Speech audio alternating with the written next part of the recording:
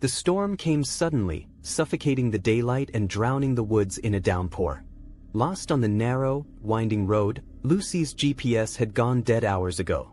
She should have turned back. But when she saw the house, silent, decayed, sitting like a forgotten tomb at the edge of the forest, something compelled her to stop. It wasn't just a choice. It felt like the house wanted her there. The wind howled as she parked, rain lashing against the windows. The house stood in silence, overgrown with ivy, windows black and empty like watching eyes. She shouldn't go in, she knew that, but her body moved toward the door as if driven by something beyond her control. The door creaked open on its own. Inside, the air was wrong, thick, cold, and heavy with the scent of mold and something metallic. Darkness swallowed the hallways, but from somewhere deep within, faint whispers tickled her ears. She paused, straining to listen. Just the wind, she thought. But then she heard her name. Lucy. Her heart lurched. The voice was faint, distant, but unmistakable. She called out, her voice shaking, "Hello? Is anyone there?" No answer. Just the low, chilling murmur of the whispers, threading through the walls, crawling up from the floorboards. She backed away, ready to leave, but when she turned toward the door, it was gone. The hallway behind her had stretched into a dark, endless tunnel. The shadows were deeper now, thick with unseen movement. They felt alive. Panic gripped her. She ran, stumbling through the twisting corridors, but every door she opened led her deeper into the house. The whispers followed, growing louder, sharper. They were no longer faint. They were everywhere, circling her, brushing against her skin like cold fingers. She burst into a room at the end of the hall, slamming the door behind her. The room was sparse, dominated by a large mirror that had shattered long ago.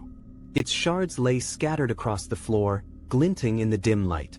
In the middle of the room, drawn on the floor in something dark and dried, was a circle ringed with strange, jagged symbols. The whispers swirled around her now, a constant, oppressive hiss. She stepped toward the mirror, her reflection distorted in the broken pieces, her face twisted in unnatural ways. Behind her, the shadows moved. A cold breath tickled the back of her neck. She spun around, heart in her throat, and froze. There, standing in the corner, was a figure. Tall, unnaturally thin, its skin stretched tight over skeletal limbs. Its face was a hollow, gaping void, and yet it was staring right at her. Watching. Waiting. The figure raised one long, bony hand, its fingers impossibly sharp, and beckoned. "Safe, forever." Terror surged through her veins. She bolted for the door, but the house twisted around her, the walls warping, closing in, narrowing. The whispers became a deafening roar, pulling at her, dragging her deeper into the suffocating dark. The air grew colder, so cold it burned her lungs. Finally, she reached the front door, throwing it open and stumbling out into the storm. She gasped for air, rain pouring over her, the cold wind biting into her skin. But as she looked back, her heart stopped. The house was gone. No driveway. No porch. Just the empty road, swallowed by the storm. The trees around her swayed ominously, their branches reaching like skeletal arms.